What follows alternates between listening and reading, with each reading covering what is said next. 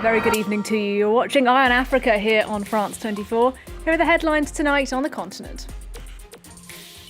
The United States calls for a meaningful ceasefire in Ethiopia as it imposes sanctions on neighbouring Eritrea for its role in the conflict.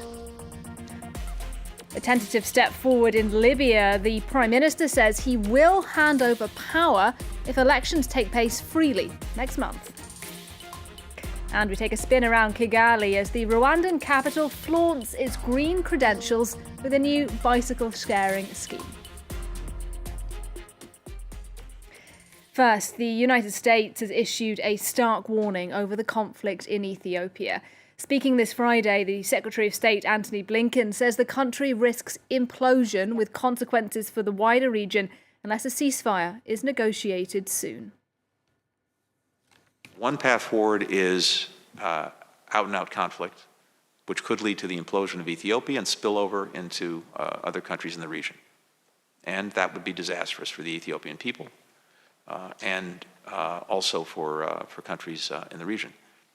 The other path is to halt all of the military actions that are currently underway. Well, those comments there by Antony Blinken come as the Ethiopian government has outlined conditions for possible talks with rebels in Tigray. Our correspondent Maria Gerth-Nicolescu is in Addis Ababa. She has the details for us. The conditions for a ceasefire were outlined clearly for the first time on Thursday evening by a spokesperson for the Ethiopian Ministry of Foreign Affairs. He mentioned three main preconditions. The first one is the withdrawal of Tigrayan forces from Amhara and Afar. The Tigrayan rebels have entered these regions in July and have taken control of major towns, especially in Amhara. They say they're trying to break a humanitarian siege imposed on Tigray, but they're also accused of attacking civilians. Although due to a communications blackout in those areas, this information is difficult to verify. The second condition is that Tigrayan forces stop their attacks on the various fronts. And finally, the third one is that they recognize the recently elected government of Abiy Ahmed. Tigray did not take part in the election because of the conflict. In September of last year, the region held regional elections deemed illegal by the federal government. This was one of the triggers of the current conflict. These conditions come as intense diplomatic efforts are being led by the African Union and the US to reach negotiations, but the government insisted that these conditions do not mean that it has agreed to negotiations. In any case, this perspective still seems unlikely. Tigrayan leaders have made clear they will make no concessions until the humanitarian blockade is lifted on Tigray. No truck carrying supplies have been allowed to enter the region for over 3 weeks, and 8 organizations are unable to meet the growing needs of millions of people across Tigray. Well, in a further sign that the United States is stepping up pressure on parties involved in the war, the US Treasury has now imposed sanctions on Eritrea's military. It's accusing individuals and entities in Eritrea of contributing to the war in its southern neighbour. So far, similar sanctions have not been imposed on the parties in Ethiopia itself. Washington, though, says that does remain a possibility. Now, in other news, Libya's Prime Minister has said today he will hand over power if elections are held fairly on December the 24th this year. Abdelhamid Dbeibeh was speaking here in Paris at a summit attended by dozens of world leaders. They're hoping to firm up a plan to stabilise Libya, and elections are seen as a key step forward. But the challenges ahead remain significant, as Karis Garland now explains. French officials want Libya's presidential election to be undisputable and irreversible, but that's no easy feat. Under a UN-backed roadmap, elections in Libya are set for December 24, with the hope of putting an end to a decade of civil conflict. In March this year, a new transitional government was sworn in Libya, ending years of rival administrations, one linked with strongman Khalifa Haftar in the east and the UN-backed government in Tripoli. After several years of war, the country continues to enjoy a fragile ceasefire, but there's one obstacle that threatens security as well as December's election: the presence of foreign fighters. The UN estimates 20,000 mercenaries are deployed in the country, including from the Russian security firm Wagner, entrenched alongside the eastern-based Libyan National Army, as well as from Syria, Chad and Sudan. Turkey, meanwhile, has been providing military aid to the internationally backed Tripoli administration. On Thursday, representatives of Khalifa Haftar's forces said 300 foreign mercenaries fighting on their side would leave the country, although gave no timeline for their exit. Another stumbling block is the fact that Libya still doesn't have a constitution, while eastern and western factions continue to dispute over rules governing the vote, like one that states candidates who've held official posts must step down from their functions 3 months before the poll.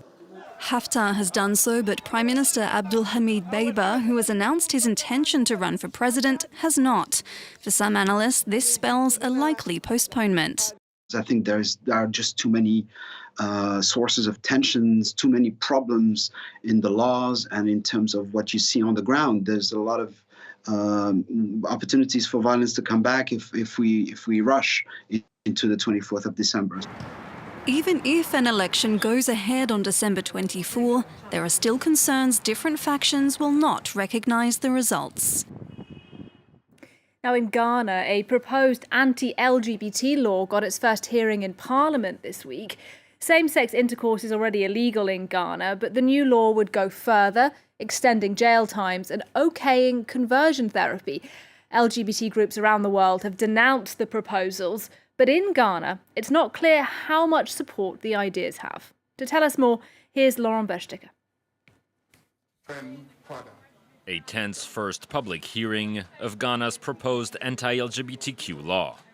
The controversial bill, which would further criminalize and punish homosexuality, has been called the most homophobic document in the world and denounced as a setback for human rights by several advocacy groups. If an LGBTQ person is abused by other Ghanaians and this LGBTQ person goes to the hospital and then the doctor even treats this person, the bill is criminalizing the doctor. While same-sex intercourse is already illegal in Ghana, the proposed bill would go even further in cracking down on perceived homosexual behavior. It would criminalize all forms of LGBTQ advocacy and expand existing jail terms for homosexuality by up to 5 years.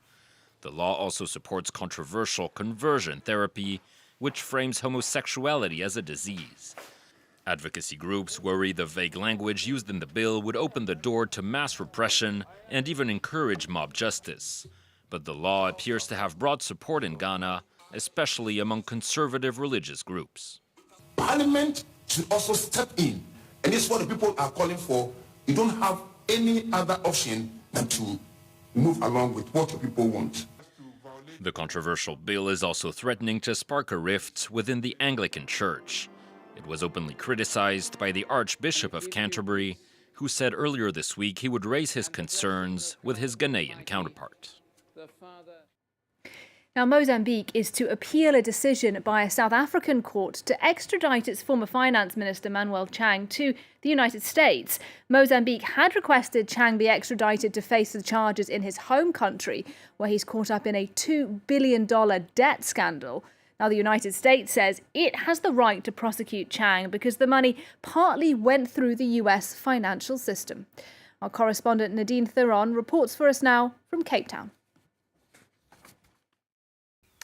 If his government's application to appeal does not succeed, Mozambique's former Minister of Finance, Manuel Chang, will stand trial in the United States for his involvement in the so-called tuna bonds deal. The United States indicted Chang in 2019 for allegedly receiving bribes in this deal that defrauded many US investors. That's because in 2013, when Chang was the Minister of Finance in Mozambique, he signed off on the deal in which the Mozambican government guarantees loans of $2 billion.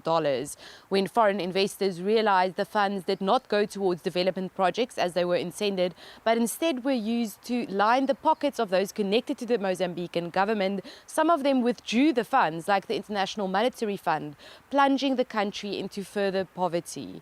In the meantime, Chang has spent almost 3 years in a South African jail, awaiting a decision by the government on whether or not he will be extradited to Mozambique or to the United States. But this This week, South African High Court in Johannesburg ruled that Chang should be extradited to the United States. That's after an application was made by a group of civil society organizations from Mozambique who argued that Chang will likely enjoy immunity in his home country. In the meantime, the trial has started in Mozambique and has been going on for more than 40 days, where 19 people are facing charges of money laundering, embezzlement and corruption. Nadine Thiron reporting for us there. Now finally, as the COP26 climate conference wraps up in Scotland, we take you now to Kigali, Rwanda. To try and reduce its greenhouse gas emissions, the city is rolling more bicycles out into the streets. A bicycle sharing service was launched in September, and the company behind it hopes one day the humble bicycle will compete with the city's ubiquitous moto taxis. Our team in Kigali take us for a ride. Ever since bicycle paths were installed along Kigali's main roads, the seed has been cycling. They help me move around because instead of waiting for the bus, it takes me 20 minutes to reach my workplace. That's where I'm headed right now. In early September, Gura Ride made 80 bikes available for self-service around the city.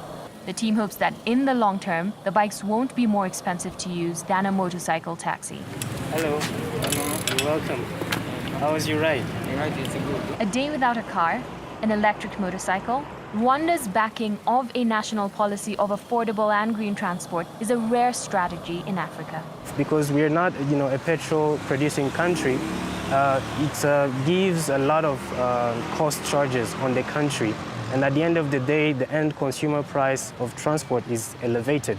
And as a micromobility, we're not going to use fuel, so we are fuel independent. That itself gives us an edge on, cutting down the price than the other available transport means. The policy was introduced in 2015 to tackle congestion in central Kigali. Path by path, Rwanda is working to reduce its greenhouse gas emissions by 38% by 2030. And that's a wrap for Eye on Africa. Thanks for watching and do stay with us. The news continues now with Julia Kim.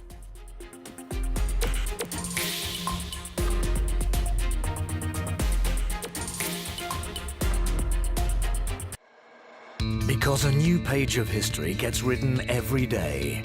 Because breaking news can't wait. Information everywhere. In all situations. On every subject. Understanding the world. Imagining the world. France 24. A different take on the news. Liberté, égalité, actualité.